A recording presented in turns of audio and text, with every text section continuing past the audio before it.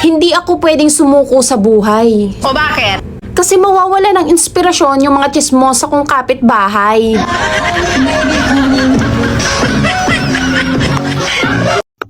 Bay, Hmm. tinan mo yung asawa niya, oh. Kinikiss niya bago pumunta sa work. Ba't di mo gawin yan? Paano ko naman gagawin yun eh? Hindi ko nga kilala yan. Kung ayaw mong madisgrasya, huwag kang umangkas sa di mo asawa.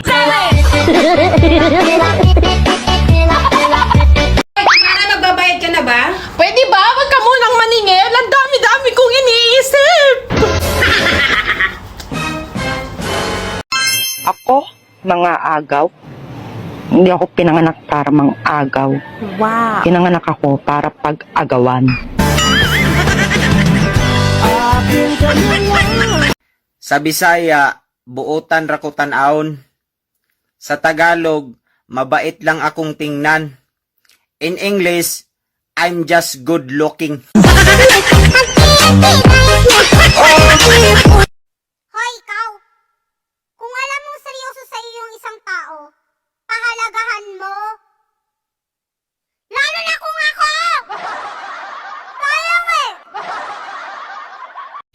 Miss, sandali nga. Bakit po? Nakita kita nag-abot ka ng 4,000 sa kapitbahay namin ha.